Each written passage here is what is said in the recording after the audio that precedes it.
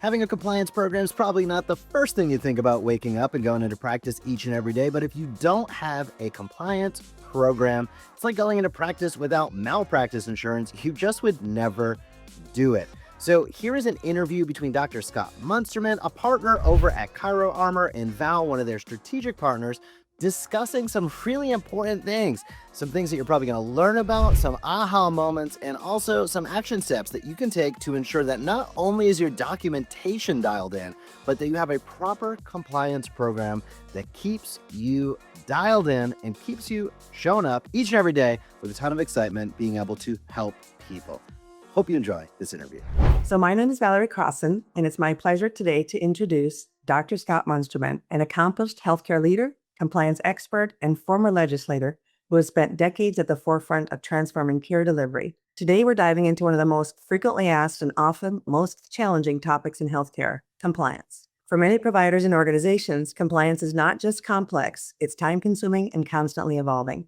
With ongoing regulatory changes, increasing documentation requirements, and heightened scrutiny across healthcare systems, staying current can feel overwhelming. Yet getting it right is critical, not only for avoiding risk, but for ensuring quality patient care and long-term operational success. That's why I'm especially excited to chat with Dr. Scott Munsterman. He's a nationally recognized expert in healthcare compliance and care delivery transformation. With decades of experience spanning clinical practice, healthcare leadership, and public policy, he brings a uniquely comprehensive perspective to this conversation. Dr. Munsterman is the founder and CEO of Best Practices Academy and co-founder of ClinicArmor, where he helps healthcare organizations navigate regulatory complexity and implement sustainable compliance strategies. He's also a certified professional compliance officer and recently completed Harvard Medical School's program in safety, quality, informatics, and leadership. Dr. Munsterman, thank you for taking the time to chat with me today. Oh, for sure. So let's start with origin and background. What problem in everyday clinical practice led you to start ClinicArmor, and when did you realize it was significant enough to build a company around? Just simply have to look back the last several decades.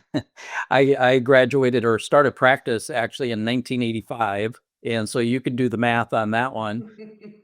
And back when I started practice and was in practice for quite a while, we didn't even have HIPAA. So you think about the regulatory pressures that are on the healthcare industry and businesses within healthcare.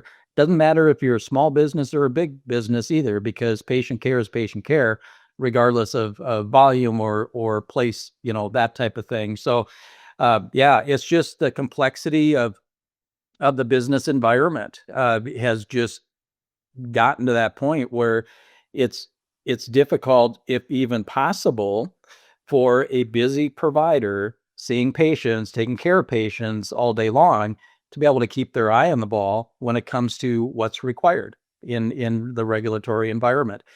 So that's really how we originated. I mean, I've been involved in this type of industry in terms of consulting and compliance work for about the last 15 years. What? And so the experience that I've had and working with clients and again, seeing over decades how that complexity has just continued to build and build and build. We've all heard about, you throw a frog in the kettle and you turn the heat up slowly, what can happen? They don't jump out because they don't sense the change. Well, that's kind of what's happened, I think, to healthcare industry in general, and especially small businesses, smaller practices, like the chiropractic practice and other types of independent practices. They've just gotten or found themselves in a point where they're surrounded by complexity. They don't know what they don't know, which is a key element. And there's a lot of fear, in taking steps forward and knowing exactly what to do. And so that's, I guess, my long answer to your short question, Val. It really is just the complexity that we find ourselves in today. And that's a fabulous analogy, the frog analogy, because it has snuck up on us, if you will. I mean, and it's gotten, honestly, probably more complex than people even begin to realize. So for a busy provider, how would you explain ClinicArmor in a minute or less? What makes it different from a DIY compliance or hiring an attorney, for example? Oh, well, if you think about what we just talked about, that complexity that's involved, we take that and we make it simple. And we make it simple because we have the system in place to be able to handle that complexity. And how we go about that is very individualized for the practice. And so we take that off our clients' shoulders, that responsibility. I mean, and for the leadership of that, and that's really the key part of it. We have the resources in place. We have this for breakfast every morning. And so we stay on top of things. And just with the system that we've developed, it puts our docs at ease because it is running silently in the background.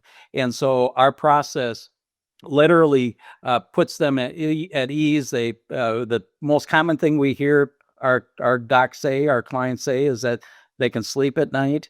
And so that's really key. And so, yeah, hard to put a price on that. it is, but it's really about the leadership, having the system in place, having the leadership that we provide that gets them through, and that's what they need. We love what we do because we help docs do what they want to do, literally. And I don't think any doc, at least when I started practice, I didn't get into practice to learn everything I needed to know about compliance. I was more about, what do I need to know to get my patient better? And that really is a driving force of why we got into practice, is to help people. And I would imagine it would take a load of time off their shoulders as well, so they can do that exactly what they want, which is practice. Exactly. So walk us through. Yeah. So walk us through the core components. What's the first 90 days look like? What happens during the initial risk assessment? And what are the most common red flags you uncover? Oh, for sure. So when we begin with the client, the very first thing we do is we do what we call a hot target analysis.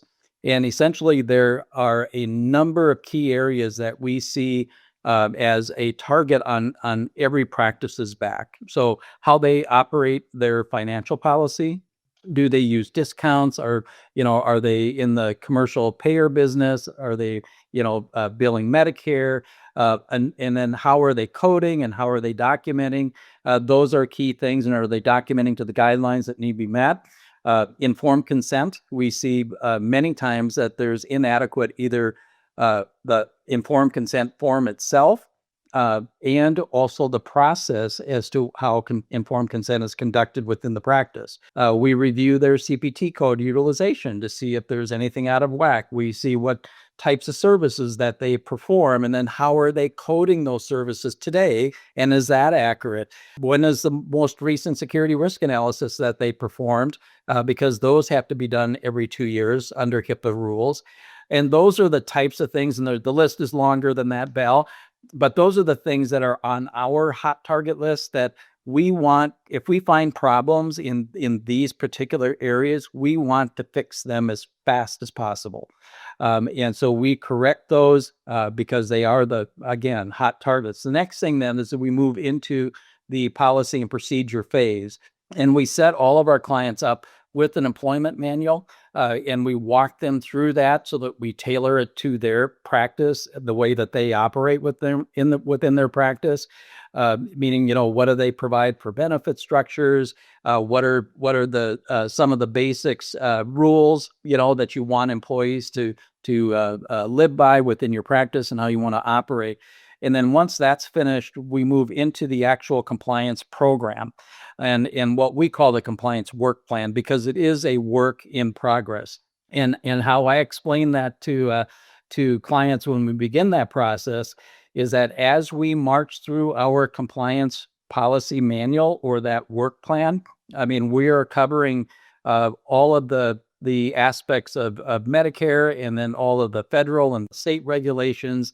We're looking at the and covering HIPAA, privacy and security rule, and OSHA. And as we go through each and every one of those policies, it's like running a fine-tooth comb through your hair. We raised 5 daughters at home, and so my job on Sunday mornings for church was to brush all their hair and get them into a ponytail. Well, we had a few yips and hollers during the process of that. And when we hit a snag in the policy where it's like, okay, we're doing something wrong or whatever, we fix it. And so we're just able to work through that practice. By the time we get done with the policy and procedures, we've got a practice that is really fully compliant. And then it's all about keeping them compliant. And so out of that regulations and the policy that we have that meets those regulations, there are tasks or things that need to get done, jobs that need to get done. And just based on the current status of the regulatory environment that we have now, that's like over 50 different things that need to be done in the practice throughout the year. Some of those things are once a month, some are once a year, some are a few times a year. Well, we've systematized that for the practice. And so what we've done, Val, like I mentioned earlier, is we've taken the complexity and we've wrapped our heads around it. Our team has, and we've gotten to a point where we've developed a system that we march practices through, and then we're able to do the monitoring and auditing, the ongoing work with that practice to document their compliance to their policy. And it's done very easily. It's done with the doctor, but not where the doctor is doing all the work. I see. Wow, that's fabulous. So you mentioned one of the top things on the hot target list was documentation. So where practices actually most exposed today and what documentation mistakes create the biggest audit risk? Yeah. So with Medicare guidelines, and if we talk or give the example of, let's say, the chiropractic provider, doctor of chiropractic, that's been laid out pretty succinctly what is required on the initial visit, what's required on the subsequent visit. Now, this isn't just for Medicare, okay? And I lecture across the United States on this subject matter. And what I want providers and doctors to know is that when you document, you are documenting to be able to prove that you performed to a standard of care for which you are licensed to perform to. And a lot of docs don't think about it like that. They think about, oh, Medicare requires this, so I better put this in there. And, oh, this is a cash patient, so I don't have to do that. Well, guess what? You need to perform to your standard of care, which I'm not doubting that they do, but you need to have your documentation reflect that, because that's the only way you can prove that you perform to the standard of care that's required for you to be licensed in your state. And the thing about that is that how do we know that we documented sufficiently to make that happen? Well, all of these requirements that Medicare has in terms of initial visit, documenting the history, past family medical social history, review of systems, documenting chief complaints, documenting your objective findings. Do you have a diagnosis? Do you have a treatment plan? What services are you performing? Do they meet the coding specifications? So on and so forth. And so all of this is important, not only from a payer perspective, but then, just being able to document that to be able to demonstrate you performed to the standard of care. And the common mistakes that we see are typically twofold. Number one is in the history portion of that initial visit. Many times docs don't spend the time that they need to document the mechanism or the history behind the patient's chronic problem. And so it lacks medical necessity right off the bat, and so like none of those treatments get approved if there's a lack of medical necessity established in the beginning. The second part that we see the most problem with is in the procedure section, where we don't document and to the specificity of the code that is needed, whether it's a manipulation code or maybe a therapeutic activity code, so on and so forth. And so those are really the two key areas. And then, there's other areas that, we can fall down on, certainly. So what are the biggest misconceptions that providers have about compliance, especially around the EHR systems or HIPAA?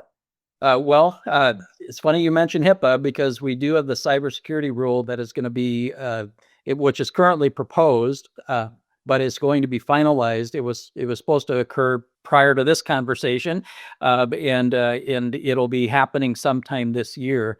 Those cybersecurity rules, interestingly enough, lay out the difference between a certified EHR system and what they call a basic EHR system. If we go way back to when EHR systems developed here, and that was through the incentive that the federal government gave to help providers, purchase a certified EHR system. The whole idea behind that, by the way, was that they wanted all these systems to talk to each other.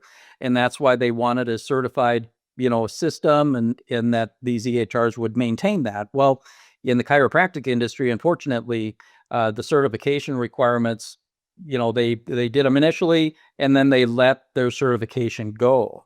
And so there's EHR systems out there that are not certified in the chiropractic industry that may not be or are not meeting some of those cybersecurity requirements. And so that's why HIPAA, the OCR HHS in particular, has distinguished the difference between certified EHRs, ones that are currently certified and meeting a lot of the security measures that are required, versus the basic ones where they may or may not meet them.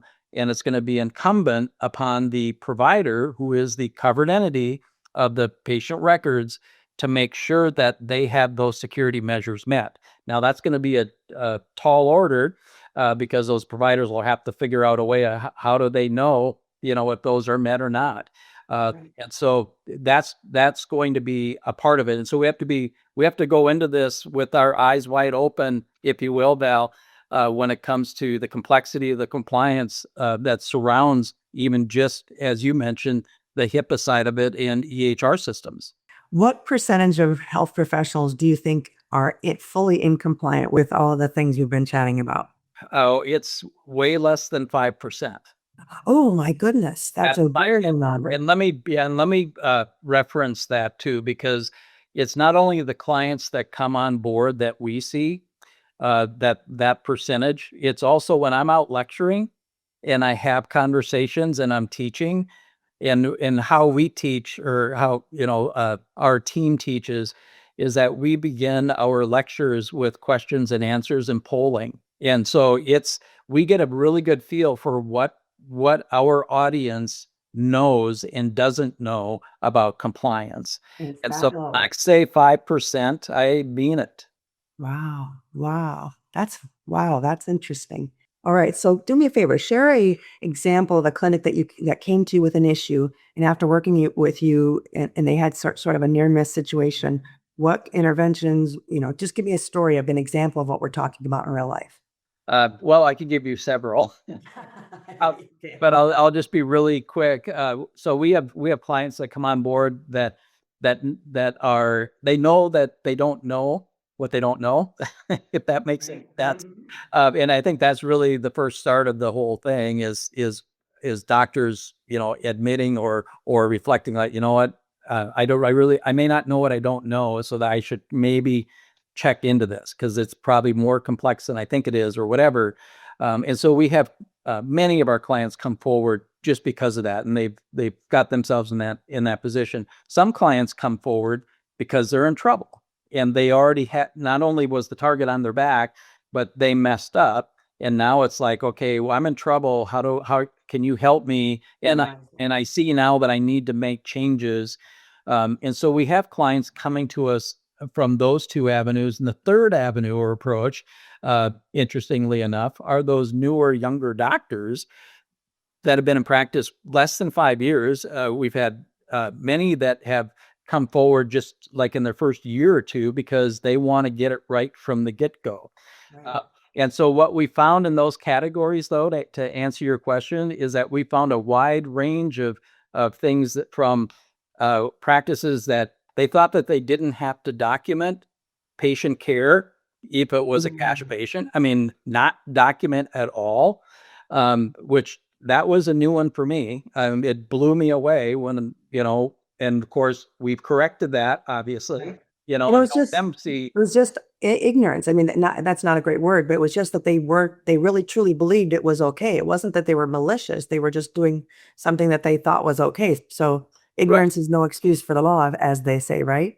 Right, exactly. And there's like patient agreements, that are pretty creative, that don't meet the standard of the law and the state that they practice in. So we've run into that a number of occasions. We've seen where practices have come to us and they have a group practice, but their biller told them and had it handled to where they were billing everything through one doctor. And so it's things like that many maybe that are hearing this are like, what in the world, well, yeah, those are things that surprised us as well. In addition to even the things like, the documentation, how they're documenting, and not really having a good complete record, like, I spoke to earlier.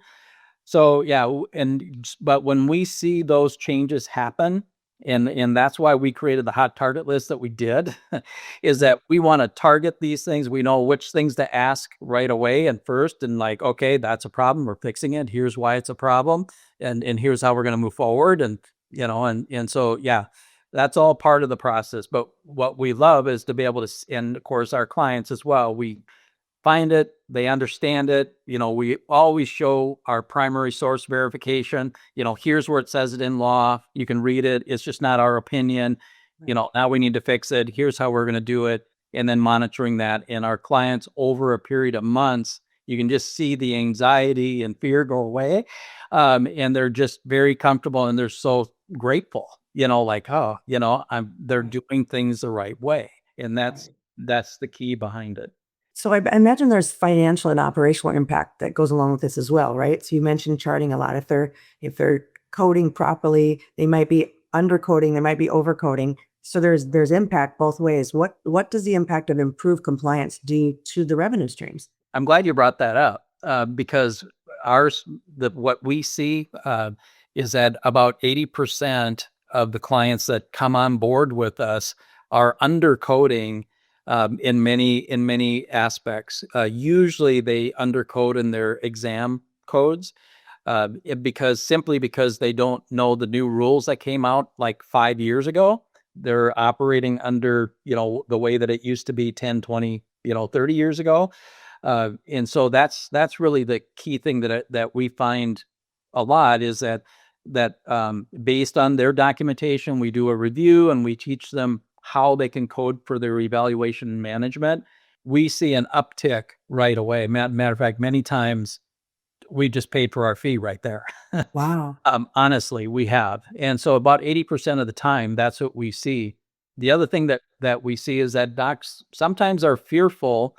They don't want to bill for that 3-4 adjustment because they're scared, that their documentation won't support it. Well, stop being scared and just get your documentation where it needs to be, and that's our approach. It's like, no, well, we're going to teach you how to make sure you have it documented and we're going to audit that periodically, which we do with our clients to give them the peace of mind that, oh, I can go ahead and bill that code and I'm good because I have all my bases covered that need to be covered for that to be supported. And so we see those two things primarily. And then it's a matter of, like I mentioned earlier, when we do our hot target analysis, we look at the services that providers are providing, and then what is the best code to be using for that's best describes the service.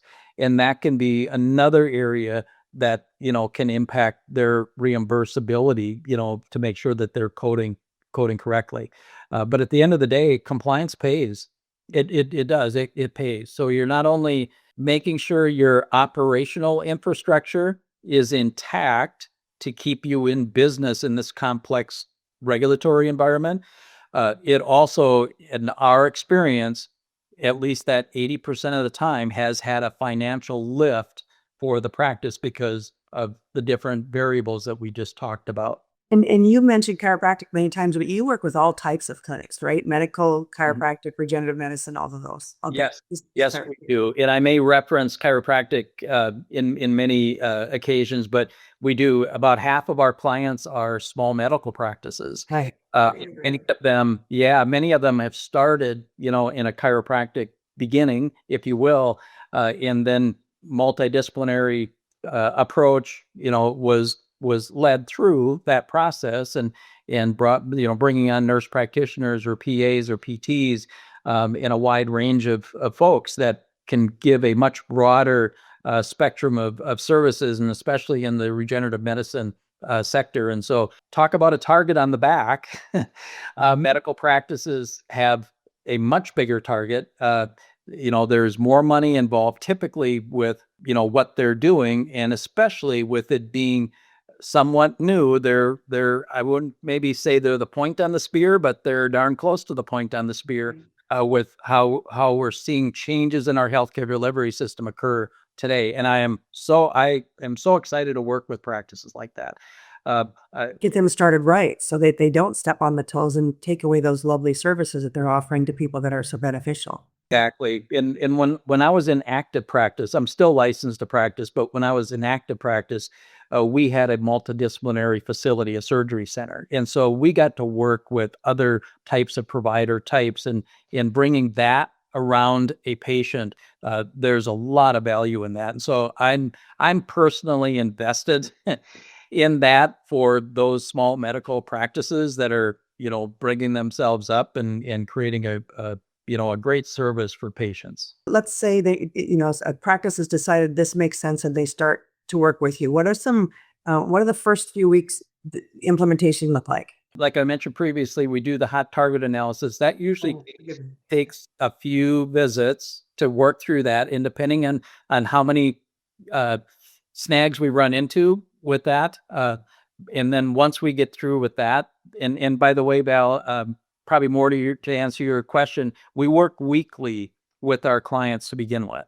And that weekly basis it's an hour a week, and it can take anywhere from 6 to 12 weeks, depending on the practice and how many things are going on in the practice, and just there can just be a lot of different things with some of the clients that as they get on board, that we uncover or find and need to fix and talk through and research out for them or whatever. And so it takes about that long to get through hot target and the policy and procedures, about that 6 to 12 week time period. Once we hit that, then we do a security risk analysis, which is required by HIPAA. And then we move into the monthly monitoring and auditing, which is we've created that checklist of those 50 things that need to be done earlier. We've systematized it to fall on certain months with checklist. And so every month we get together. It's about an hour a time out of the provider. And then we walk through and we check those things off the list. We document this, that, the other thing. And then we talk about any other things that are going on within the practice. And then we typically put in 2 to 3 hours a month with our clients in, whether it's, in 1 hour for sure, monitoring and auditing, but there's just other things that go on with the practice, or maybe we're doing some follow-up, with them, but we lead them through that process. And I'll just say this, the monitoring and auditing, that monthly part is the crux of the compliance program, because we're actually doing it. It's not just a policy manual on the shelf that says you're going to do all these things and then you don't do it. Right. Some people think that's just as bad as not having a policy manual. And really, you gotta, you have to look at it in a certain light along those lines. But that is the crux of the program, is actually doing the policy. So it keeps it from becoming overwhelming, and then it embeds it into their culture, so it just becomes part of what they do. And you said it. That's the key. I mean, that's our secret. There's a secret sauce here, and it's baking it into the culture. If you have everybody, including yourself, doing the right things all the time, and that's just how you do it, then there's nothing to worry about, right? I mean, it's just a natural thing. Well, it's just the way we do it. Well, it's the right way to do it. Great. You don't have to worry about doing things the wrong way. And that's why we run that fine-tooth comb over these practices, to get the wrong things out of the system and get the right things in place. And then it takes time to reinforce. And that's where the monitoring and auditing comes in. We're checking, did we check this? Oh yeah, we did. Or, yep, I got that in the system. Or no, I forgot about that. All right, let's get back on it, Right. And so these are all things that we, in terms of how our system works, to make sure that we maintain that level of compliance. Okay, let's go to the other side of the coin. We just talked about the practitioner that says, okay, I think I need this. Now what about the practitioner that says, oh, I don't think I need it. I've never had a problem before. If that's their mentality and they want to go in that direction, that's up to them. They can take that risk on. Yeah, I'm not going to worry about practices and providers that turn a blind eye. I mean, I can't help them. And so it's all about awareness. And understanding that maybe you don't know everything, and that you want to find out what you don't know. And that you maybe know enough to know that you may not know everything there is. And that's how I hope my colleagues, medical and chiropractic, will arrive at, if they haven't already, is a point where it's like, you know what, at least I need to take a step forward and have a short call with Clinic Armor and say, okay, what's my exposure here? I mean, and to go about it intelligently, I guess is what I hope for. But I can't help the folks that don't want to be helped. It's kind of like patient care. We can't help a patient if they don't want to be helped. Right. So where should a practice start? If they say, okay, I think I'm ready, what's the next step? Next step is just get a schedule, with us, and we get a contract out. We decide on a level of service that they would like. We have, by the way, 3 different levels of service. We have an essential package, which is more of a do it by yourself package. The next level is more enhanced, where we actually work with clients through the policy phase, help them understand how to do the monitoring and auditing. And then we just meet with them like on a quarterly basis to check on them. And so they have much more, they have their responsibility of being their own compliance officer, by the way, in the essential package and enhanced package. The vast majority of our clients, probably 90% plus, do our package that we actually provide the full service for, and that's our elite package, and that's where we are your compliance officer. We provide the leadership. We work with you all through the process, and we take that responsibility off your shoulders. Now you're still, working with us, obviously, but it allows our clients that are in that elite package with us as their compliance officer to be able to truly focus on their business, growing their business, and taking good care of patients. And as I would imagine, that hot target analysis, which is complimentary, gives them a really good idea of where they stand. So then they can better make that decision of which package to choose. If they're in great compliance, then they could do one of the smaller 2. But if they're a little bit out of whack, maybe they'll start.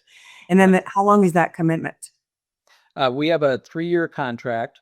And the reason that we have 3 years, as you can imagine, Val, we have a lot of work on the front end that we put in with our team and our policies and setup and systems and, and working with clients.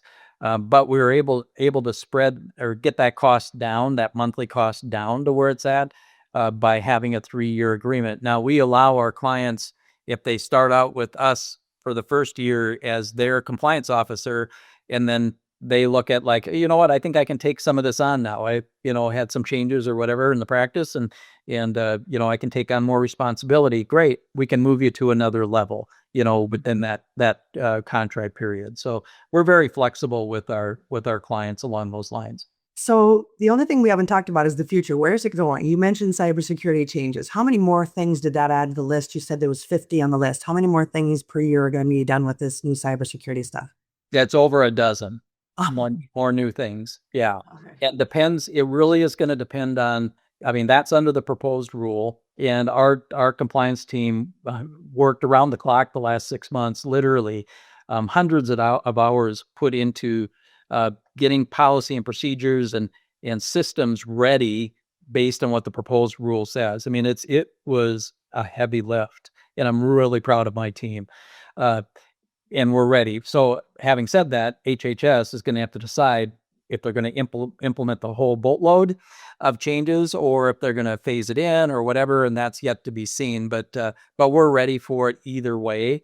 But yes, it adds more into our monitoring and auditing phase. We've got a number of policies in HIPAA security rule that are getting they're getting increased or more complex in current rules, but then they're adding, like 7 or 8 new rules on top of that. So just a lot of that cooking the frog thing again. Yeah. Right. And you said something that struck me. You said your team, you're so proud of your team and the heavy lift and the work it took. Your years and years of experience in this industry, and you have a team, and it was a hard job for you guys to pull it together. I'm thinking about a practice that doesn't even understand it. How in the world can they be compliant, which is where that 5% comes from? So what's at stake if a practice continues to delay addressing it? What if, heaven forbid, the audit happens? What are the first few steps of an audit, and What does that usually look like? Well, it depends what kind of audit you're talking about. Oh, okay. How many No. regulatory boards are there that can audit you? Well, you could be under review by OSHA. You could be under review, by the OCR on the HIPAA side of it. Certainly any payer, whether it's a commercial payer or Medicare, federal or within the state, they can ask for records and review documentation and see if it meets, compliance in that manner. Your state boards, if patients file complaints, they're looking into your system and they want to know, what's going on and looking at your documentation. So there's a number, when we talk about compliance and the complexity, there's way more. And of course, you've heard me say the word targets, but it's just a target rich environment overall. And I'm not saying that to scare anybody, because we figured out how to help that and address that. It is what it is. And so it's all about how do you move forward and make sure you have the operational infrastructure in order to have your practice protected, have you protected, your practice protected, your patients protected, because that's a big part of this as well. Well, it sounds to me like this program is a must for most practices because they're out of their league, for lack of a better phrase. It pays for itself, it sounds like, as well, with the things you discover and can fix and drive more revenue into the practice. I personally can't see why somebody wouldn't do it, at least the hot target, to see where they stand. So, it just seems like a fabulous system. I can see why you and your partners created this. It makes a ton of sense to me. Is there any last thoughts that you would like to give to young practices, existing practices? And what's your last thoughts on this topic? Number one, this is so what we're doing, the work we're doing. You can tell I've got a passion for it. And I share that amongst my partners and in our team that we have built here. That we want chiropractic systems. We want like we talked about, the small medical practices and the work they're doing and in the scope of services that they provide. We want to support those independent practices and provide this piece of infrastructure so that it will put an armor around them. We want them to be shielded. We want them to be protected within their practice so they can continue doing the good work they do. So if you're in a solo doc, starting out, or whether you have got, 12 providers in your practice. Some of our clients, we have one client that has like 25 providers, so from small to large, it's really the same. It's protecting and it's making sure that we maintain compliance, throughout that. And it's just an operational infrastructure that's needed today. It wasn't needed when I started practice, Val, in 1985. It wasn't, there just wasn't, it wasn't a target rich environment back then, but boy, have things changed 40 years later. And I imagine with all the new regenerative medicine that's emerging, it's got to be even more target rich. Yeah, because then you have the FDA involvement and a number of other agencies that can audit or review, or become under the auspices of. So, yes. Well, thank you so much. This has been a very insightful meeting. I really appreciate your expertise and shedding some light, if you will, on this very challenging subject. So, Dr. Munsterman, thank you so much for your time today. Oh, you're welcome. Thank you, Belle. Been a pleasure. Thanks so much for checking out that interview. If you liked it, we have plenty more available. You can check out the next interview right here.